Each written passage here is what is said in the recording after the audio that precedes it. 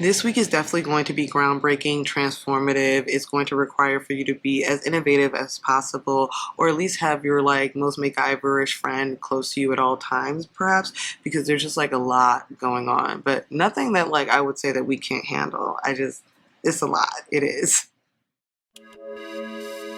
Hey, call me back. I didn't mean how I came off the other night. I just had a lot to drink and wasn't thinking. I miss you. Hey, what's up? Hello, welcome back to my channel. It is your astrology homegirl Q with another astrological update for you this week. But before we hop into the transits and what the stars have in store for both you and I want to say happy Black History Month to you again. I want to encourage you to check out the description box below where I have information on the giveaway that I do have going on for the entire month of February for all of my Black Star babies out there. Just check out the description box and see how you can enter and win. It's across 3 different social media platforms in which you can win your chance at receiving a free service. And outside of that, if you're interested in all my other services, because not all of them are in that giveaway, you can check out the 40% site-wide sale that I have going on for the entire month of February. Again, for all my Black Star babies out there, definitely see what I have for you over on those sites and in the description box below. With that, let's hop into these transits. I don't want to take up too much of your time, and there's a lot going on this week, so let's hop in. Okay, so starting the week off, Sunday the 11th, we don't have any major aspects, but our minor aspects are going to be affecting our emotions and ability to communicate well what we're experiencing with others. So starting off the day, we do have a Pisces moon aspecting Uranus, creating some breaking away from traditions, and perhaps that Sunday brunch will look a little different than how you normally engage with it. Midday, we do have a more intensely rebellious Venus Eris square, and that's just creating some conflict again with communication, along with the Mercury semi-square to Neptune. It's just some confusion, delusion, and a bit of manipulation possibly. However, later that night when the moon actually conjuncts Neptune, we're going to find that our emotions and our ability to find grace for others and understandings with others will expand and become much more tangible for us. So that's going to soothe over some of that miscommunication and like aggression happening earlier in the day. Monday, February 12th, we do have Mars ingressing into the non-conformist sign of Aquarius, and here we're going to see a heightened focus on individual rights and a rebellion against things that restrict our ability to act upon our passions through the month of March, I believe, like March 22nd, before Mars ingresses into Pisces.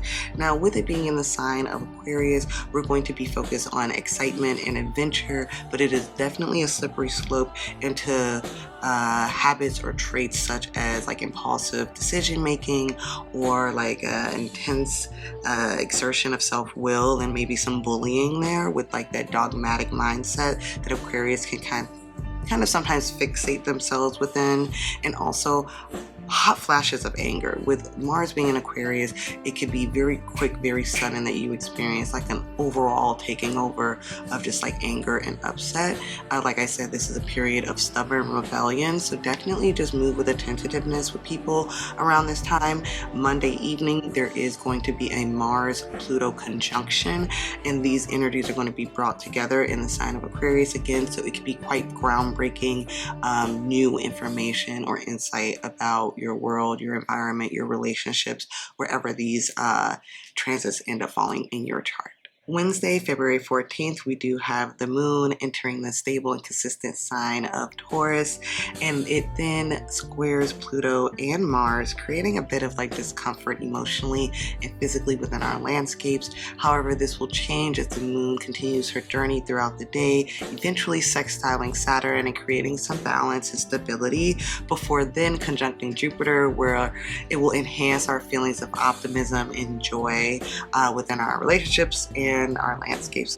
February 15th, we do have Mars conjunct Pluto, and that's going to be intense energy. However, before that, starting the day off, we do have a Sun Eris sextile, which is going to have us focus on self-determination and independence as like our themes for the day starting off. Now, by the end of the night, this is going to be like doubled down upon, because we're going to have Pluto conjunct Mars, and that's going to have us again quite rebellious, quite disruptive. It's going to usher in powerful transformation in a very groundbreaking way, whether that be like in our physical landscape, or these are like mental shifts that as a collective we're being brought to the awakening of. There's truths that's going to be coming out.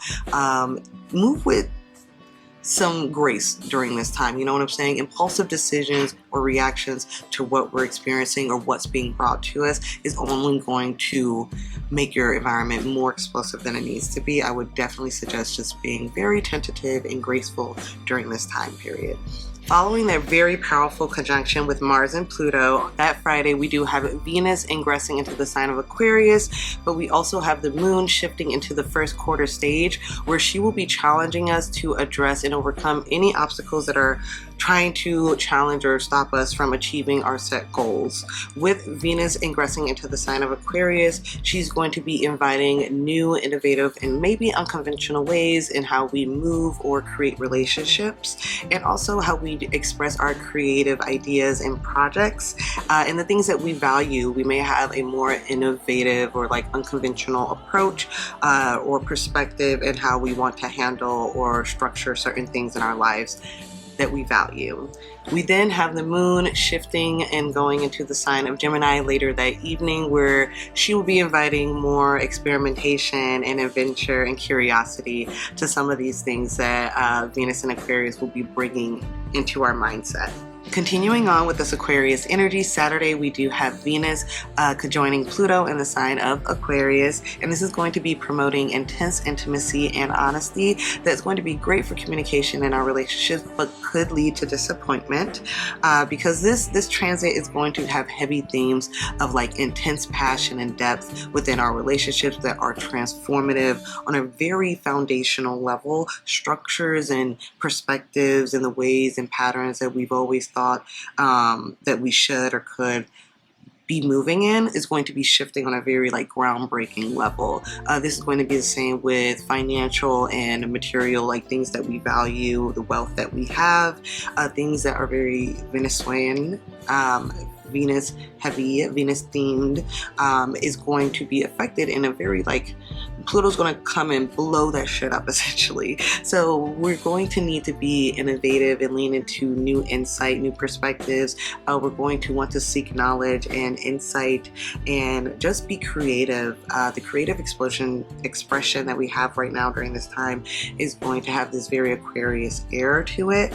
So definitely lean into that as well. It's going to be cathartic, emotionally healing energy that is scary at first, because that's kind of what closing of chapters are. Endings are scary at times, and so moving into that energy and then shifting out of it is going to be helpful for us to just lean into the newness and the emotional healing that we can all gain from shifting, the everlasting evolving that we all do. In bringing this week to a close, this Sunday we do have the sun ingressing into the sign of Pisces. Happy birthday to all you Pisces babies out there. We have made it. It is the end of the energetic year, and so with that you're going to see a focus on rest, relaxation, and escape. We're going to see heavy themes of compassion and selflessness, creative expression, spiritual expression and insight, intuitive insight as well. There's going to be a grand shift from mind to heart centered energy, which will be very healing and soothing from all of the battles that we've faced the last couple of weeks in Aquarius, Pluto, Mars energy back to back. So definitely lean in, rest up as we end off and put a cap on this energetic year. Thank you so much for joining me this week for this week's transits. Don't forget to look in the description box for the giveaway information. If you or your homies are interested, definitely pass the information along. I just want to thank you again for supporting the channel, and you have the most wonderful week, and I will see you next week. Bye.